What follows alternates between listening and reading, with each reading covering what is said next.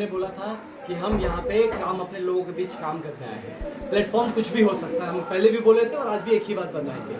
तो प्लेटफॉर्म जितना बड़ा होगा हम उतना बड़ा काम कर सकेंगे, उतने अच्छे से अपने आप को झोंक पाएंगे। अब जितना बड़ा प्लेटफॉर्म मेरे पास है उतने बड़े में, लेकिन हम यही के लिए काम करते रहेंगे, कहीं वापस नहीं जाएंगे। जिस रैंक से आप आए हैं आनंद जी, वो रैंक घुमाने वाली बात नहीं करता है। आप अपना स्टैंड क्लियर करें कि आखिर आपका अगला रणनीति क्या होगा। मेरा स्टैंड एकदम क्लियर है, घुमाने की बात नहीं है। मैंने पहले भी कहा था कि मेरा जो एस्पिरेशन है सोशल एस्पिरेशन है, सोशल काम के लिए और दूसरा डेवलपमेंट के काम के लिए आया है। तो इसके लिए अगर आपको एक पॉलिटिकल प्लेटफॉर्म मिलता है तो बड़ा प्लेटफॉर्म मिलता है जिससे आप बड़ा काम कर सकते हैं। अगर नहीं मिला तो इसका मतलब थोड़ी कि आदमी जीना छोड़ देगा, काम ही नहीं करना छोड़ देगा, ऐसा नहीं है। हम काम करते रहेंगे। एक विजन हमारे माननीय प्रधानमंत्री ने देखा है, उस विजन को मैं अपने छोटे स्तर पे किस तरह से उसी विजन पे काम कर सकता हूँ, ये मेरा प्रयत्न रहेगा और यही बक्सर के लिए मैं रह के काम करूँगा। आनंद मिश्रा चुनावी मैदान में होंगे?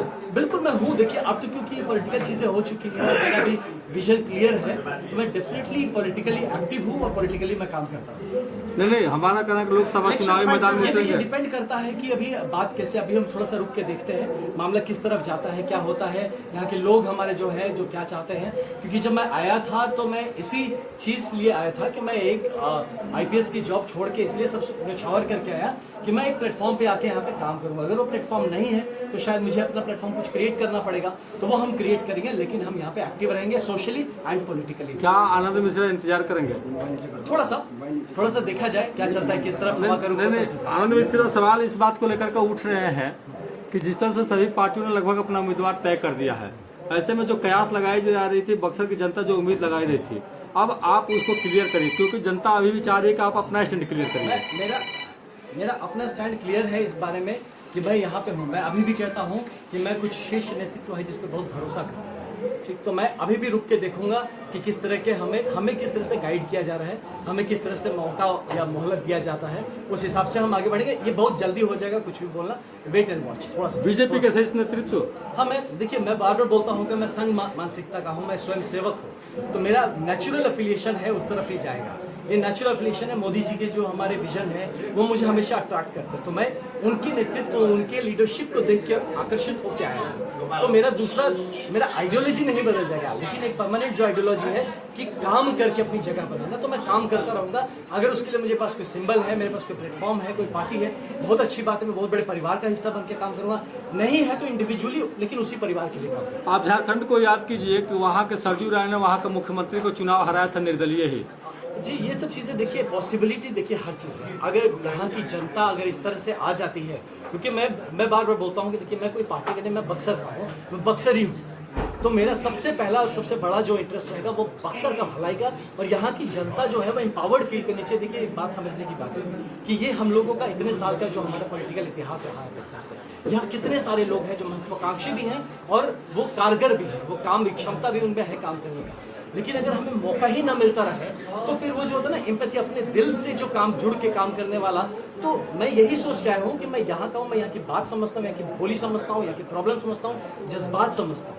तो ये जब समझ में आ गया है मेरे को ये जज्बात, इसको छोड़ के माधे रास्ते में नहीं भागा। आनंद को भाता है बक्सर?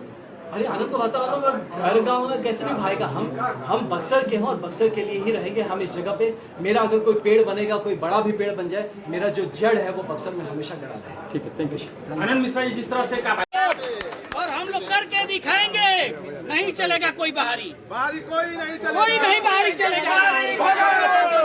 बेटा ही बनेगा। बाहरी भगाओ, बक्सर बचाओ। बक्सर का फंड बाहर नहीं जाएगा।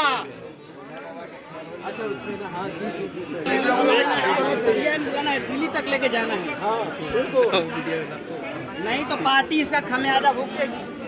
दिल्ली तक लेके जाओ। जिंदाबाद जिंदाबाद जिंदाबाद। हमारी स्थानीय जो हमारे 2024 साल जो डिमांड किया है, इस डिमांड को यदि किसी ने इग्नोर किया तो इसका बहुत बड़ी जो दुर्भाग्य, मतलब कि हमारी बक्सर की जनता के बहुत बड़ी जो है इसको मतलब दुर्भाग्य कहा जाएगा। आनंद मिश्र को हम अपने तरफ से पूरा चयन कर रहे हैं और हमारे तरफ से बिल्कुल सुयोग्य उम्मीदवार आनंद मिश्रा। किस तरह से तैयारी करेंगे आप लोग? सर पूरी सैनिक संघ बाहरी हमारी पूरी नेता नहीं चलेगा। ताकत पूरा छोड़ दे और हमारे आगे बाहरी किसी नेता का नहीं नहीं चलेगा हम लोग के आगे। आनंद मिश्रा ही स्पेशली केवल सैनिक का परिवार हमारे यहाँ इस पर हम लोग ये पूरा काफी है यहाँ किसी को जी। जिताने और हराने के लिए जी। हमारे यहाँ 1 लाख वोटर हैं। जी सैनिक संघ हमारे जितने लोग हैं उनके जिला में रिलेटिव जितने उनके घर घर को हैं, मिला हर के घर में एक फौजी है। 1 लाख लोग हैं जी। हम किसी को 1 लाख से ऊपर है बल्कि हम। इस बार आनंद हम मिश्रा किसी को को ही जिता सकते हैं हमारी ये क्षमता है और इस बार ये हम करके दिखाएंगे। तो फिर जो है स्थानीय ही सांसद किया जाए, स्थानीय ही प्रत्याशी किया जाए, फिर बारी क्यों दी अभी? हमारी ये बात फोरम में भी मैं रख चुकी हूँ, मैं अध्यक्ष को भी बता चुकी हूँ, मैं संगठन महामंत्री नागेंद्र जी भिखू भाई पूरे राजेंद्र गुप्ता जी यहाँ जब सर्वे करने आए थे उस समय भी ये बात मैं रखी थी कि आप बाहरी का रिपोर्ट तैयार मत कीजिए। राजेंद्र गुप्ता जी आप यह गलत कर रहे हैं। बाहरी को मैंने कितने दूंगी दूसरा दूर जिंदा है, जब तक ये जिंदा रहेंगे किसी बाहरी को नहीं घुसने देंगे। मैं आज मेरा यह प्रण है, मैं 4 बजे रात तक मैं ट्वीट की हूँ। मेरा ट्विटर आप लोग खोलिए और ट्विटर देखिए।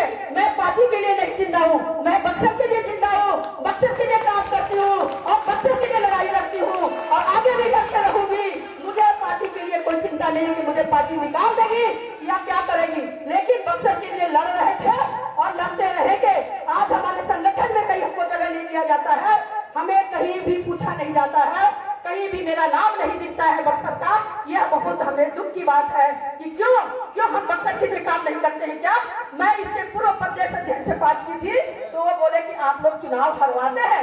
हम बोले कि आप प्रत्याशी ऐसा देंगे तो हम चुनाव हरवाएंगे। आप प्रत्याशी योग्य क्यों नहीं देते हैं? आप प्रत्याशी पढ़े लिखे क्यों नहीं देते हैं? आप प्रत्याशी अच्छा क्यों नहीं देते हैं जो ग्राउंड पर आता हो, काम करता हो या जो योग्य हो हम उसके साथ गर्व महसूस करें कि यह प्रत्याशी है। आप ऐसे प्रत्याशी देंगे उसको हम कैसे कबूल करेंगे? आज मुझे बहुत दुख है कि आप बाहरी प्रत्याशी हमें क्यों थोपे, जबरदस्ती थोपा हुआ प्रत्याशी मुझे स्वीकार नहीं, मुझे स्वीकार नहीं है, मुझे स्वीकार नहीं है। मैं इसे दिखा दूंगी कि बक्सर जिंदा है, बक्सर जिंदा है और जिंदा रहेगा।